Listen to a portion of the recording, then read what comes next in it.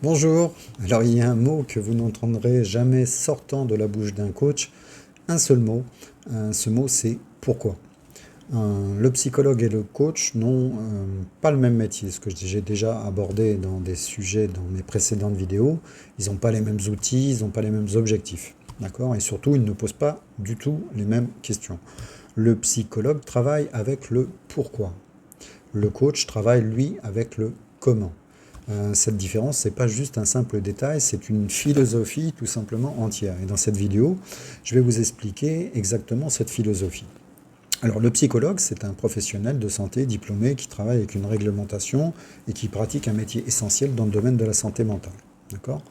Rien à remettre en question là-dessus. Son travail consiste à explorer le passé, finalement, pour comprendre le présent. Il remonte dans le temps, il cherche les causes, il cherche les origines, il cherche des schémas qui se répètent parfois depuis l'enfance.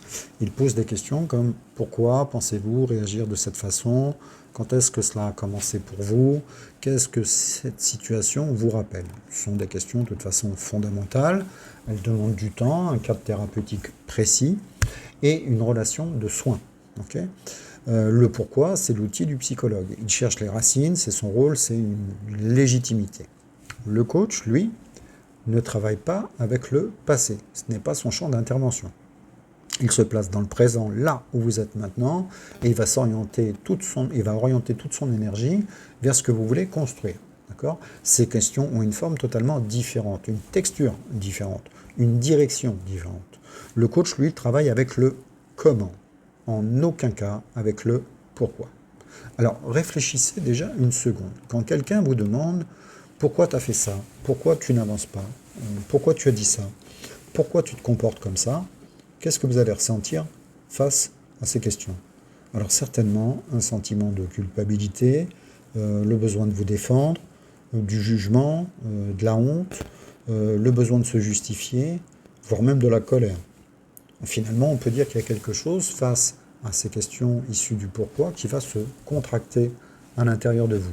Parce que le pourquoi va chercher une explication, il regarde plutôt en arrière et souvent, sans que ce soit voulu, il installe finalement une forme de jugement, d'accusation, peut-être implicite ou non.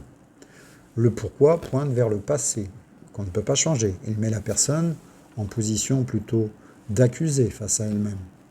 Et souvent, la réponse qui va être fournie derrière ce pourquoi ne changera absolument rien à la situation. Donc savoir pourquoi on a un problème, ça ne suffit pas à en sortir. Le pourquoi appartient donc à l'analyse, pas à la transformation. Le pourquoi est le langage du tribunal intérieur. Or, le coaching, c'est pas un tribunal. Et c'est ici que vraiment j'aimerais vous expliquer quelque chose de fondamental dans la posture d'un coach. Dans toutes mes formations de coaching, je demande à mes stagiaires de faire une chose précise dès le premier jour. Je leur demande de retirer définitivement le mot pourquoi de leur vocabulaire. Pas seulement pendant les séances qu'elles vont pratiquer, mais aussi dans leur vie professionnelle et dans leur vie personnelle. Et cette distinction, je l'applique moi-même chaque jour, parce qu'on ne peut pas enseigner ce qu'on ne vit pas. Le coach, il entre en séance avec une conviction absolue. Il ne sait rien, il ne connaît rien de votre vie, de votre situation, de ce qui est juste pour vous. Ce n'est pas une fausse humilité, c'est une posture professionnelle héritée de Socrate, qui disait « Je sais que je ne sais rien ». Quand le coach vous demande « Comment vous pouvez m'expliquer ?» c'est pas « Pourquoi tu as fait ça ?» c'est « Comment vous pouvez m'expliquer cette situation ?» Comment vous envisagez votre situation dans 6 mois? Comment vous pourriez franchir une première étape? Il sait, derrière ces questions, qu'il ne sait rien.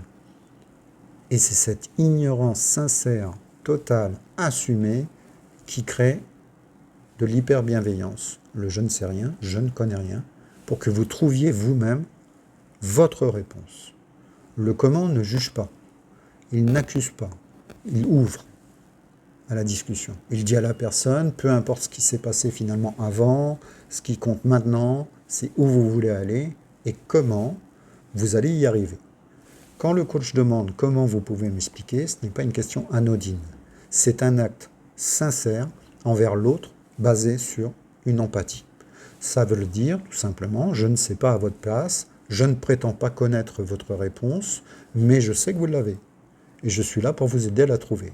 Ça, c'est la posture du coach. Une humilité profonde, une confiance absolue en l'être humain. Voilà, si vous voulez en apprendre plus sur le coaching et le développement humain, alors abonnez-vous, parce qu'on en a encore beaucoup de choses à explorer. Au plaisir.